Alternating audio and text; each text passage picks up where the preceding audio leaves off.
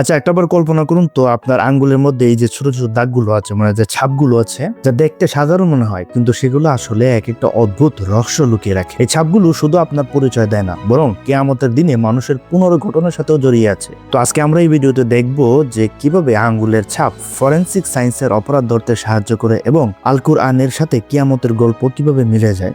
তাহলে চলুন এই মজার যাত্রা শুরু করি। শেষ পর্যন্ত দেখুন, অনেক ইন্টারেস্টিং বিষয় আছে।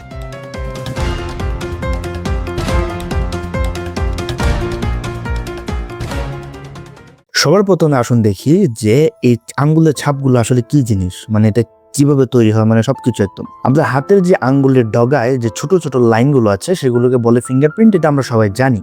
এবং এই লাইনগুলো জন্মের সময় থেকেই তৈরি হয়। আর দুনিয়ার এমন কোনো দুজন মানুষ নেই যে এগুলো একরকম হয়ে যায়, এমনকি যমজ ভাই বোনেরও না। কেন জানেন? মানে আসল কারণটা কি?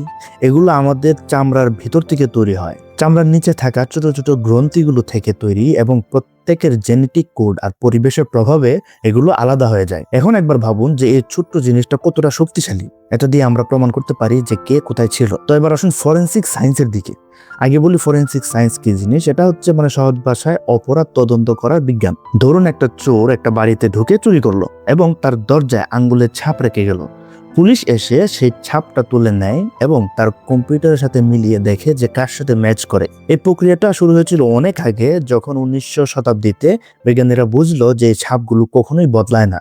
আজকাল তো আরো অ্যাডভান্স, মানে লেজার দিয়ে অদৃশ্য ছাপও পর্যন্ত ধরা যায়। উদাহরণ দিই, যেমন অনেক ক্রাইম মুভিতে দেখেন না যে ডিটেকটিভরা গ্লাস থেকে ছাপ তুলে নিয়ে অপরাধীকে ধরে, ওই ঠিক ওই রকম। এই বিজ্ঞানটা কিন্তু অনেক মানুষের জীবন বাঁচিয়েছে, অনেক নির্দোষকে বাঁচিয়েছে জেল থেকে। কিন্তু এখানে একটা মজার বিষয় আছে, যে ছাপগুলো এতটাই পারফেক্ট যে এগুলো দেখে মনে হয় এটা কোনো সৃষ্টিকর্তার নকশা। কত সুন্দর দেখতে, তাই না? এখন এই নকশার সাথে যুক্ত হয়ে যায় আমাদের ধর্মের কিছু কথা।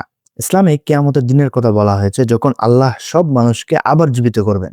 কিন্তু অনেকে ভাবে যে হাড়গুড় সব ছাই হয়ে গেলে কিভাবে পুনর্গঠন হবে। এটা মূলত অবিশ্বাসীরা বলে। আমরা যারা বিশ্বাস করি ইসলাম, আমাদেরকে এত প্রমাণ লাগে না, আমরা এমনিতেই সব বিশ্বাস করি, এগুলো আমাদের ইমানের অংশ।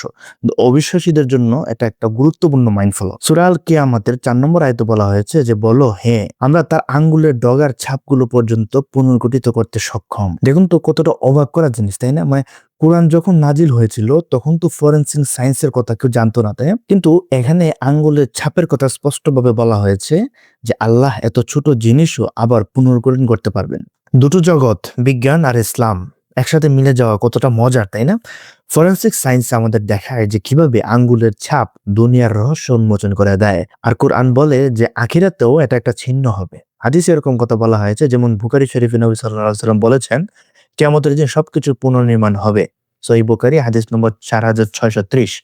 এটা ভাবলে মনে হয় আল্লাহ আমাদের শরীরে এমন নকশা দিয়েছেন যে সবকিছু যুক্ত করে। তাই পরের বার আপনার আঙ্গুলের দিকে তাকালে ভাবুন, এটা শুধুমাত্র কোনো ছাপ না, এটা বড় একটা রহস্যের চাবি। এই ভিডিওটি যদি আপনার ভালো লাগে থাকে তাহলে লাইক দিন, সাবস্ক্রাইব করুন, আর কমেন্টে আপনার মতামত জানান আপনার আঙ্গুলের ছাপ নিয়ে।